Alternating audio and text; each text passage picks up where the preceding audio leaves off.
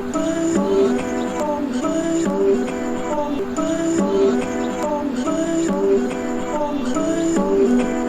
just trying to make it all make sense. The More You No Podcast.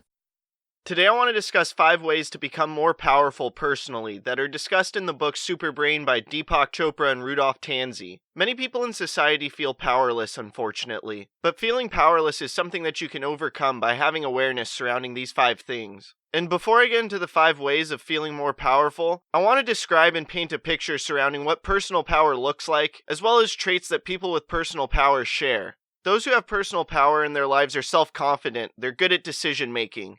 They trust in their gut feelings. They have an optimistic outlook on life. They have influence over others in a positive way. They have high self-esteem.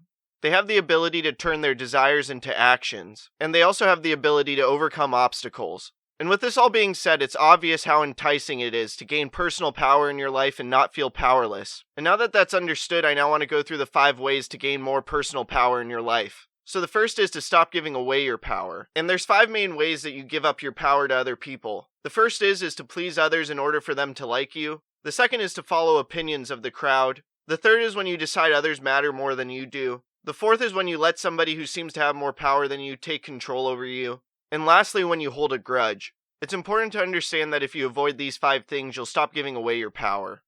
Next, the second is to examine why it's exactly good to be a victim. And so this all surrounds overall avoiding the victim mentality in life. And the victim mentality is feeling that you're a victim of whatever happened in your life that didn't go your way. Ultimately, when somebody takes on the victim mentality, what they're trying to do is make themselves a martyr and find virtue in their suffering. And there's a few clear examples of this, such as taking blame for someone else's mistakes, covering up abuse, whether it be physical or mental, allowing yourself to be belittled in public, letting others disrespect you, or not speaking your truth.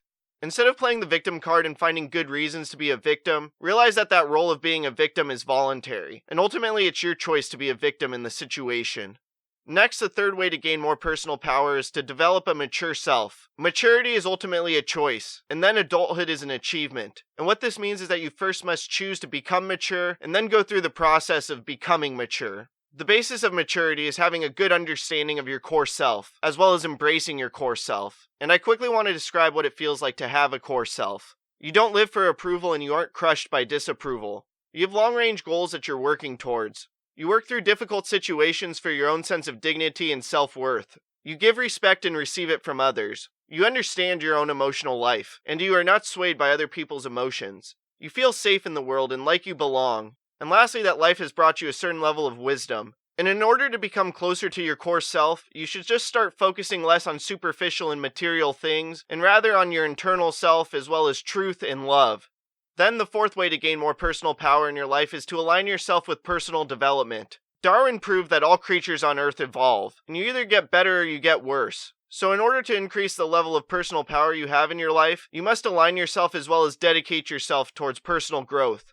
And finally, the fifth way to gain more personal power in your life is to believe in a higher power that transcends everyday reality. Forget religion and forget the word God as a whole. Just realize that in life there's things that are beyond your understanding and that things often work themselves out. And with this both being said, as well as other considerations such as consciousness as a whole, you can see that there's forms of universal higher power that's way beyond your understanding, and that is working in your favor. And this also aligns with the fact that life is happening for you, not to you. No matter how difficult things are or how powerless you may feel in a certain moment, at the end of the day everything is working out for you if you have the proper awareness and you put in the proper effort.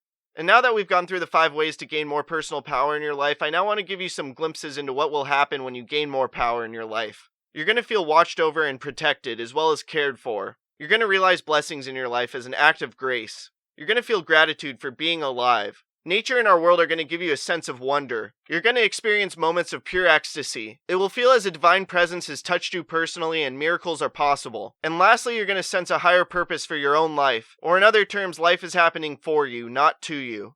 Understanding these 5 ways to gain more personal power in your life, as well as the value in them, will no doubt motivate you to go down the path of pursuing more personal power in your life. And by gaining more personal power in your life, you're not only going to find more fulfillment, but higher levels of success, and both will translate into a life of significance. I'm